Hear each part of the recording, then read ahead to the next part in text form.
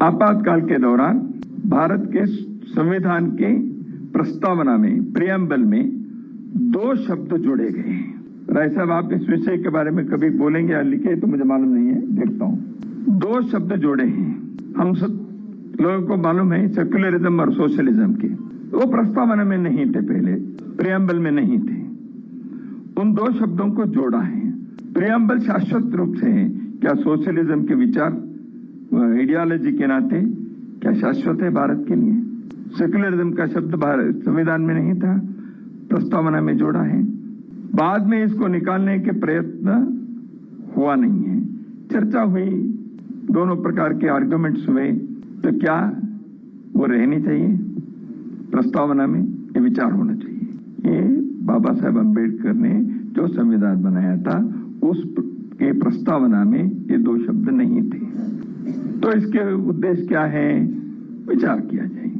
Emergency में जब देश के मौलिक अधिकार नहीं थे, देश के संसद नहीं था, न्यायांग पंगु बन गया था, उस समय आपने इसको जोड़ दिया।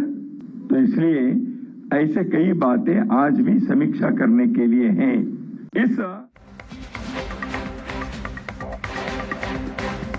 ದತ್ತಾತ್ರೇಯ ಹೊಸಬಾಳೆ ಹೇಳಿಕೆಗೆ ಸಿಡಿದೆದ್ದ ಕಾಂಗ್ರೆಸ್, ಸಂವಿಧಾನವನ್ನೇ ಬದಲಿಸುವ ಹುನ್ನಾರ ಎಂದ ಕಾಂಗ್ರೆಸ್ ಪಾರ್ಟಿ. RSS ಅಂಬೇಡ್ಕರ್ ಅವರ ಸಂವಿಧಾನವನ್ನು ಒಪ್ಪುವುದಿಲ್ಲ, 400 ಪಾರ್ ಅಂದಿದ್ದೇ ಸಂವಿಧಾನ ಬದಲಿಸುವ ಉದ್ದೇಶದಿಂದ. ಮೀಸಲಾತಿಗಾಗಿ ಸಂವಿಧಾನ ಬದಲಿಸುತ್ತಾರೆ ಎಂದು ಕಾಂಗ್ರೆಸ್ ಪಕ್ಷದಿಂದ ಟೀಕೆ.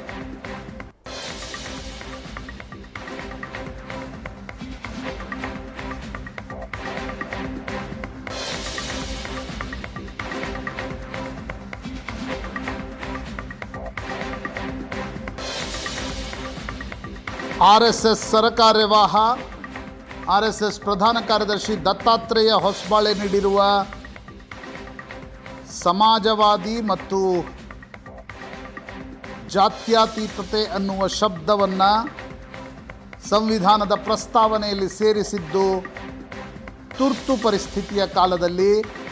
ಅಂಬೇಡ್ಕರ್ ರಚಿಸಿದ ಸಂವಿಧಾನದಲ್ಲಿ ಈ 2 ಪದಗಳು ಇರಲಿಲ್ಲ. ಹೀಗಾಗಿ ಪ್ರಸ್ತಾವನೆಯಲ್ಲಿ ಈ 2 ಪದಗಳು ಇರಬೇಕಾ ಅನ್ನುವ ಬಗ್ಗೆ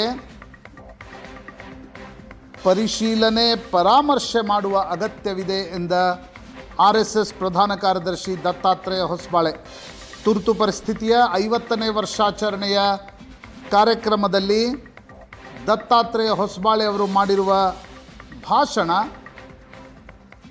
ಒಂದು ವಿವಾದ ಮತ್ತು ಕುತೂಹಲ ಎರಡನ್ನೂ ಕೂಡ ಉಂಟು ಮಾಡಿದೆ. ಭಾರತದ ಸಂವಿಧಾನವನ್ನು RSS ಎಂದಿಗೂ ಸ್ವೀಕರಿಸಿಲ್ಲ. ಜಯರಾಮ್ ರಮೇಶ್ ಟ್ವೀಟ್, ಮನುವಾದದ ಆಧಾರದಲ್ಲಿ ರಚಿಸಿಲ್ಲ ಎಂಬ ಕಾರಣಕ್ಕೆ RSS ವಿರೋಧ. ಹೆಜ್ಜೆ ಹೆಜ್ಜೆಗೂ ಸಂವಿಧಾನದ ಮೇಲೆ RSS ದಾಳಿ ಮಾಡಿದೆ.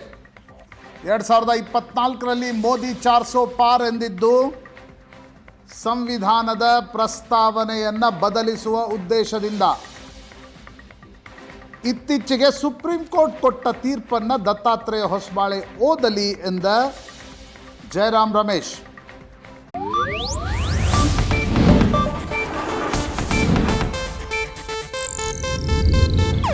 ಇದು ಏಷ್ಯಾನೆಟ್ ನ್ಯೂಸ್ ನೆಟ್ವರ್ಕ್ ಪ್ರಸ್ತುತಿ.